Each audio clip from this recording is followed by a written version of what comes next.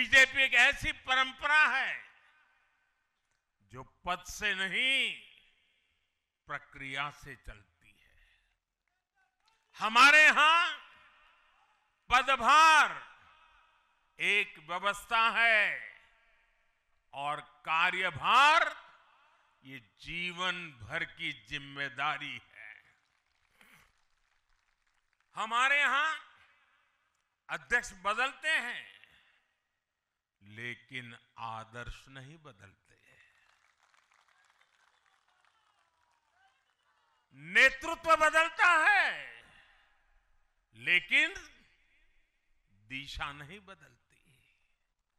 साथियों, भाजपा का स्वरूप नेशनल है, भाजपा का स्पिरिट नेशनल है, क्योंकि हमारा जुड़ाव लोकल है, हमारी जड़ें जमीन के नीचे गहरी है।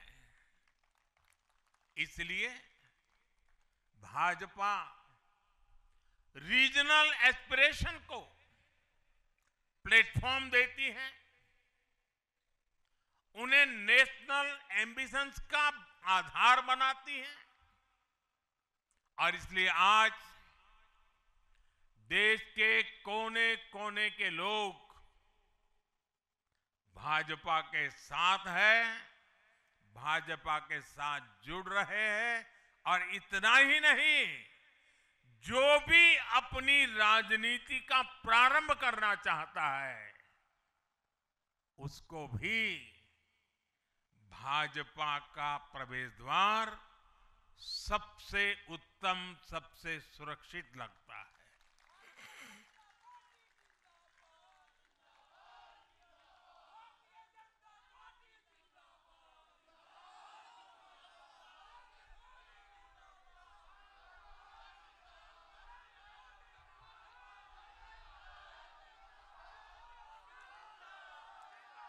साथियों, जनता जनार्दन की सेवा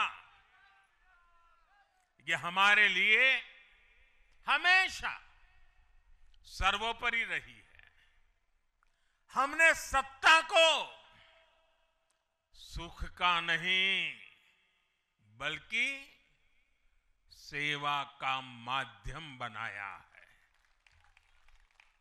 इसलिए भाजपा पर जनता का विश्वास निरंतर मजबूत होता गया है। अगर बीते 11 वर्षों की ही बात करें तो भाजपा की यात्रा जन विश्वास अर्जित करने की अद्भुत यात्रा रही है। बीते 11 वर्षों में बीजेपी ने हरियाणा, असम, त्रिपुरा और ओडिशा में पहली बार अपने सामर्थ्य से सरकार बनाई। पश्चिम बंगाल और तेलंगाना में भाजपा जनता की एक बड़ी आवाज बनकर उभरी है। अक्सर होता यह है कि लंबे कार्यकाल के बाद सरकारों के लिए टिके रहना मुश्किल होता है, लेकिन बीजेपी ने इस ट्रेंड को भी तोड़ दिया है। गुजरात हो, मध्य प्रदेश हो, महाराष्ट्र हो, बिहार हो, इन सभी राज्यों में कई कार्यकाल के बावजूद बीजेपी पहले से भी बड़े जनादेश के साथ सरकार में लौटी है। साथियों, बीते 1.5-2 वर्षों में तो भाजपा पर जनता का भरोसा और मजबूत हुआ है। विधानसभा हो या स्थानीय निकाय, बीजेपी की स्ट्राइक रेट अभूतपूर्व रही है। इस दौरान देश में 6 राज्यों में विधानसभा चुनाव हुए हैं। इनमें से 4 चुनाव बीजेपी एनडीए ने जीते हैं। साथियों, आज भाजपा सिर्फ संसद और विधानसभा की नहीं, बल्कि नगर पालिकाओं और नगर निगमों में भी पहली पसंद है। और इसका ताजा उदाहरण अभी अभी हमारा महाराष्ट्र है। हाल में जो मेयर और पार्षदों के चुनाव परिणाम सामने आए, अभूतपूर्व है। बीजेपी महाराष्ट्र के स्थानीय निकायों में नंबर 1 पार्टी बनी है। कुल 29 में से 25 बड़े शहरों की जनता ने बीजेपी एनडीए को चुना है। कुल जितने पार्षद जीते हैं, उनमें से 50% बीजेपी के हैं। ऐसे ही केरला में भी आज बीजेपी के करीब 100 पार्षद हैं। केरला की राजधानी तिरुअनंतपुरम की जनता ने मेयर चुनाव में 45 साल बाद लेफ्ट से सत्ता छिनी और भाजपा पर भरोसा किया। मुझे पूरा विश्वास है कि आने वाले विधानसभा चुनावों में भी लोग केरला में बीजेपी को अवसर जरूर देंगे। साथियों, बीजेपी निरंतर जीत रही है, उसका विस्तार हो रहा है। ये निश्चित तौर पर हम सभी के लिए गर्व का विषय है। लेकिन हम ये सभी के लिए बहुत बड़े दायित्व का बोध भी है, और दायित्व बोध का समय भी है। कभी भाजपा ने पार्टी विद अ डिफरेंस के रूप में अपनी यात्रा शुरू की थी। आज बीजेपी पार्टी ऑफ गवर्नेंस भी है। देश के आजादी के बाद शासन के अलग अलग मॉडल देखे हैं। कांग्रेस के परिवारवाद का मॉडल, लेफ्ट का मॉडल, क्षेत्रीय दलों का मॉडल, अस्थिर सरकारों का दौर, ये सब मॉडल देख चुका है। लेकिन आज देश स्थिरता, सुशासन और संवेदनशीलता वाला भाजपा का विकास मॉडल देख रहा है। साथियों, ये भाजपा ही है जिसने सामाजिक न्याय के नारे को सच्चे स्वरूप में जमीन पर उतारा है। हमने गरीब कल्याण की योजनाओं को सरकारी फाइलों से निकालकर गरीब के घर तक पहुंचाया है। साथियों, मैं आपको कुछ उदाहरण देता हूं। आजादी के 70 वर्ष बाद सिर्फ 3 करोड़ ग्रामीण परिवारों तक ही पाइप से पानी पहुंच पाया था। माताओं बहनों की पीड़ा, पानी के लिए उनके संघर्ष की सूध लेने वाला कोई नहीं था। और मुझे याद है, मैं जब गुजरात में राजनीतिक क्षेत्र में नहीं आया था, सामाजिक जीवन में काम करता था, तो हमारे यहाँ एक धंधुका करके स्थान है, वहां मैं जाता था। तो वो मुझे वहां के लोग कहते थे कि आप यहाँ रात को मत रुकिए, और जब भी आपका दौरा हो तो सुबह 10 बजे के बाद आइए। नॉर्मली मेरा नेचर रहता था कि हर नए स्थान पर जात के रात को रुकूं, कार्यकर्ताओं से मिलूं, लेकिन धंधुका वाले मना करते थे। क्यों? वो कहते पानी नहीं है, सुबह हम आपको स्नान करने के लिए पानी नहीं दे पाएंगे। वहां तो कहावत चलती थी कि बेटी को बंदूकें दो लेकिन धंधुके मत दो, यानी उसको बंदूक लगा मार दो लेकिन धंधुके में शादी मत करो। पानी नहीं था। ये दर्द मैंने देखा है।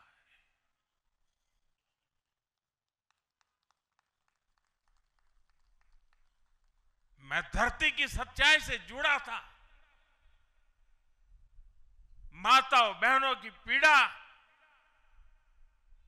अपनी आंखों के सामने देखी थी, और तब हम जल जीवन मिशन लेकर आए, और सिर्फ 5-6 साल में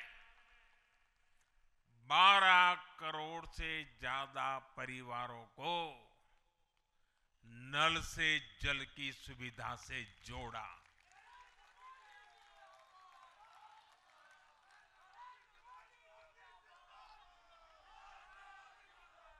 साथियों, ये हमारी सरकार है जिसने धुएं से बीमार होती बहनों की पीड़ा समझी, वरना पहले तो एलपीजी गैस को भी अमीरों का ही सौभाग्य मान लिया गया था। भाजपा ने पूरी संवेदनशीलता के साथ हर घर को एलपीजी गैस कनेक्शन से जोड़ने का अभियान चलाया। वर्ष 2014 तक जहां सिर्फ 14 करोड़ एलपीजी कनेक्शन थे, आज देश में 33 करोड़ से अधिक गैस कनेक्शन है।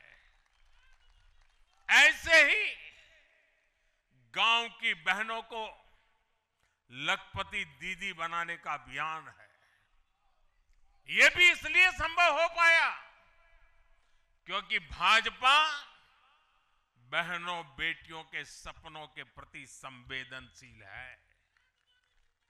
साथियों, एक जमाना था हम भी सुनते थे कि फलाना परिवार वो तो लखपति परिवार है, ढीकना परिवार लखपति परिवार है, यानी लखपति होना बहुत बड़ी बात मानी जाती थी।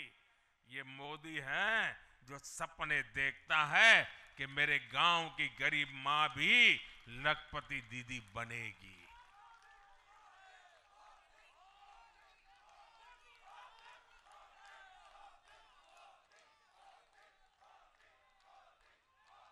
साथियों, दशकों तक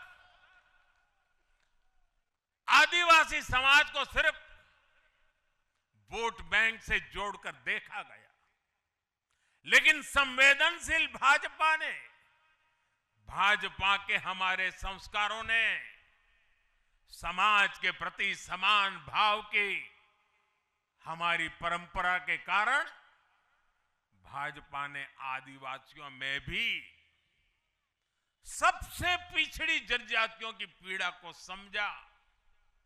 उनके विकास के लिए पीएम जनमन योजना बनाई, और पीएम जनमन योजना के लाभार्थी इतने बिखरे हुए हैं और एक दो दूर दूर जंगलों में पड़े हैं। उनसे एक म्युनिसिपैलिटी की सीट भी जीती नहीं जा सकती है। वोट के हिसाब से कोई उनकी तरफ देखेगा नहीं, लेकिन जब वोट से ऊपर उठ करके संवेदनाएं होती हैं, समाज का कल्याण हमारे संस्कार होते हैं, तो पीएम जनमन योजना जन्म लेती है। आदिवासियों में भी अति पिछड़ा संख्या में भले ही कम है, लेकिन उनके प्रति हमारी संवेदना में कोई कमी नहीं है। साथियों, हमारा नॉर्थ ईस्ट, वहां वोटर उतने नहीं है, सीट भी उतनी नहीं है, इसलिए कांग्रेस की सरकारों में उन्हें बरसों तक उपेक्षित रखा गया। लेकिन संवेदनशील भाजपा ने नॉर्थ ईस्ट को दिल से भी जोड़ा और दिल्ली से भी जोड़ा। एक और उदाहरण आकांक्षी जिलों का है। हमारे देश में 100 से अधिक जिले ऐसे थे जिनको कांग्रेस सरकारें पिछड़ा घोषित करके भूल गई थी। इन जिलों को पनिशमेंट पोस्टिंग के लिए इस्तेमाल किया जाता था, यानी जिन अधिकारियों को सजा देनी होती थी तो उन्हें वहां भेजा जाता था। हमारी भाजपा सरकार ने इन जिलों को आकांक्षी जिले घोषित किया और प्राथमिकता के आधार पर इनके विकास के लिए काम किया। आज ये आकांक्षी जिले विकास के कई पैरामीटर्स पर अन्य जिलों से बेहतर प्रदर्शन कर रहे हैं। राज्य की एवरेज की बराबरी आकर के खड़े हो गए। साथियों, भाजपा का मंत्र है पिछड़ों को प्राथमिकता, पिछड़ों को प्राथमिकता। जिनकी किसी ने सूद नहीं ली, हमने उनकी साधना की है। जिनको किसी ने पूछा नहीं, मोदी ने उन्हें पूजा है। हमारी कार्य संस्कृति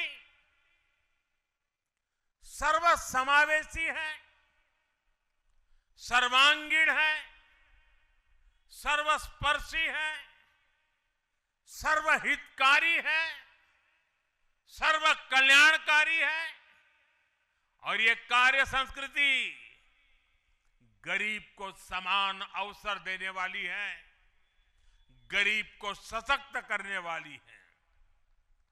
इसी वजह से सिर्फ एक दशक में 25 करोड़ लोगों ने गरीबी को पराजित किया है। और ये 25 करोड़ लोग कौन हैं? इनमें सबसे अधिक दलित, पिछड़े और आदिवासी परिवार है। साथियों, बीते वर्षों में जन विश्वास की जो पूंजी हमने अर्जित की है, उस भरोसे को कायम रखना बहुत बड़ी जरूरत है। देश की जनता 2047 तक विकसित भारत बनाने के लिए संकल्पित है। इसलिए बीते 11 वर्षों में रिफॉर्म्स की जो यात्रा हमने शुरू की है, वो अब रिफॉर्म एक्सप्रेस बन चुकी है।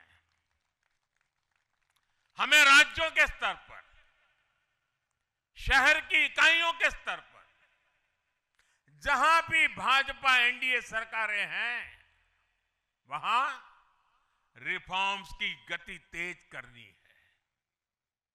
भाजपा सिटी गवर्नेंस का भी एक नया मॉडल देश के सामने प्रस्तुत कर रही है। इस लक्ष्य के साथ हम आगे बढ़ना चाहते हैं।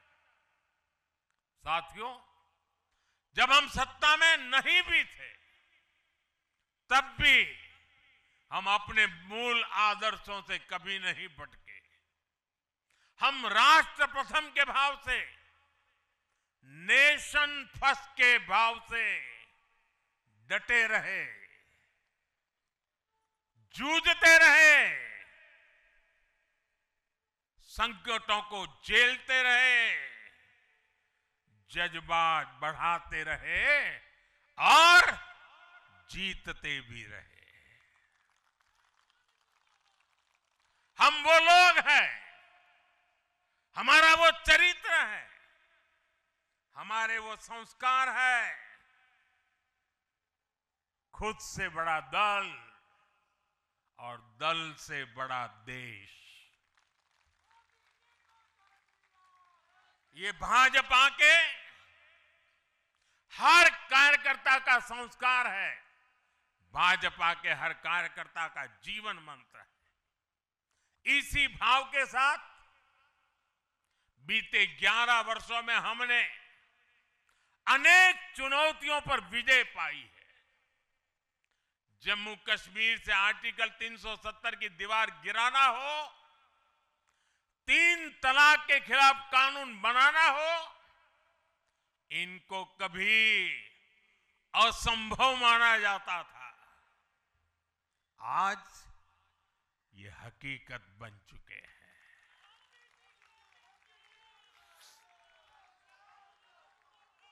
आज देश में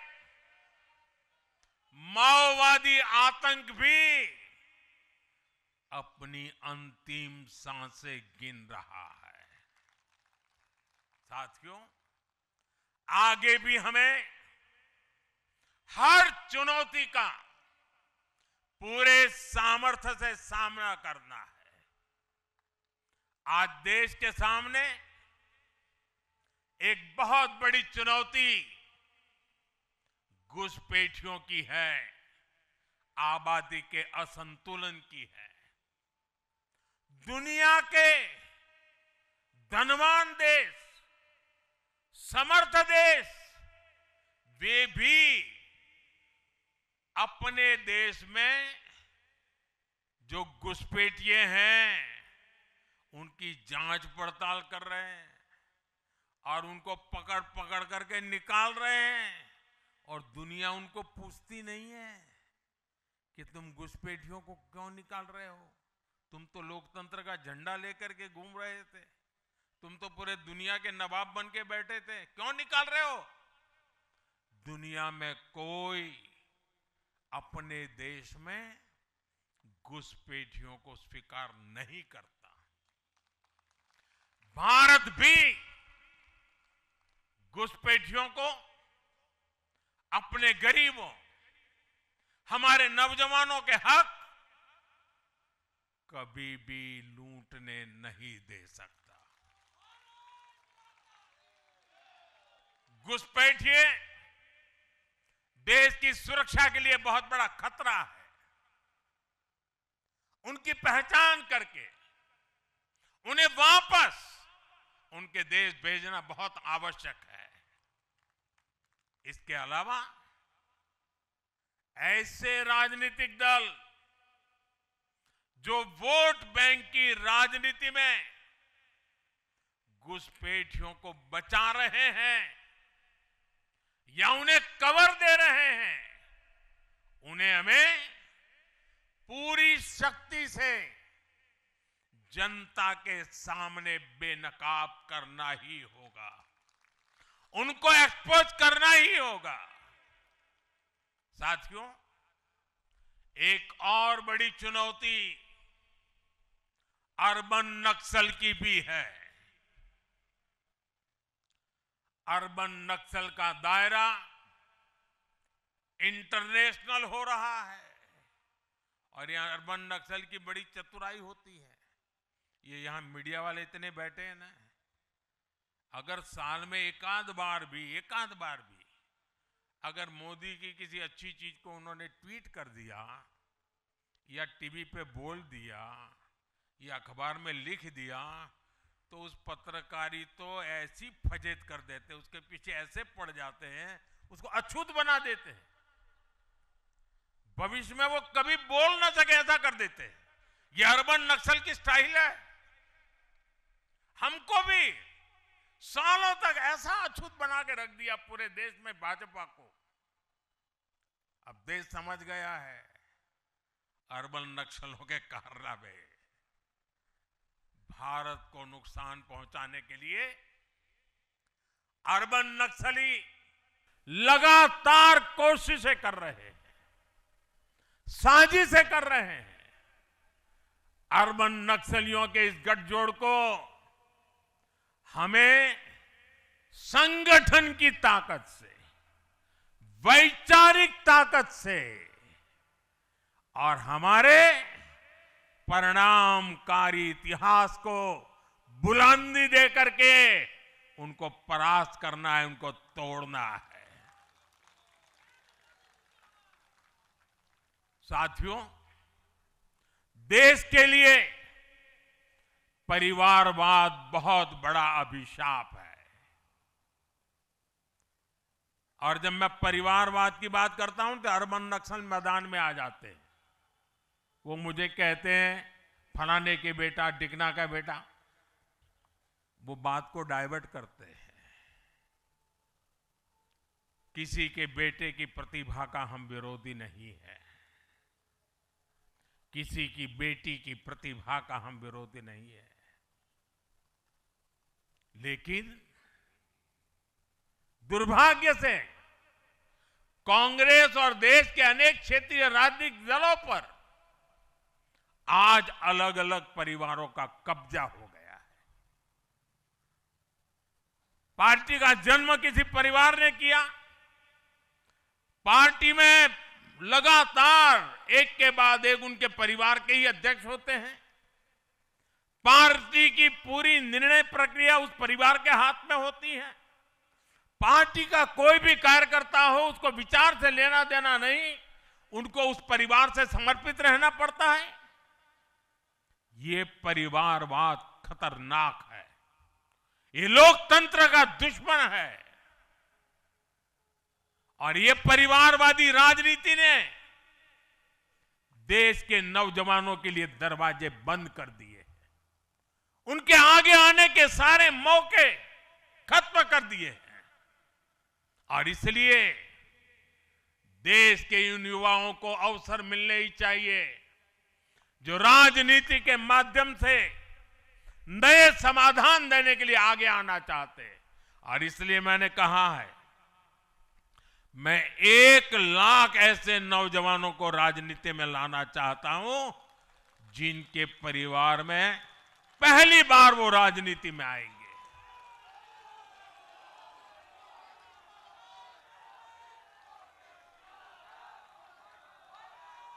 साथियों, अपने इन प्रयासों के बीच हमें हर उस बुराई से दूर रहना है। और ये बात मैं जरा गंभीरता से बताना चाहता हूं। जनता हमें आशीर्वाद दे रही है, निरंतर आशीर्वाद दे रही है।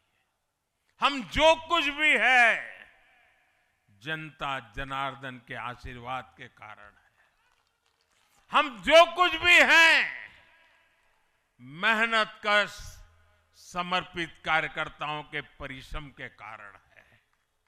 और इसलिए जब इतने बढ़ रहे हैं, इतना सम्मान मिल रहा है, इतनी स्वीकृति मिल रही है, तब हमारा दायित्व अनेक गुना बढ़ जाता है। और पल पल हमें सोचना चाहिए, वो कौन से कारण हैं जिसने कांग्रेस पार्टी को बर्बाद कर दिया। वो कौन सी बुराइयां कांग्रेस में घुस गई जो आज कांग्रेस को तबाही के कगार पर लाकर के खड़ा कर दिया। हमें उन सारी बुराइयों से बचना है।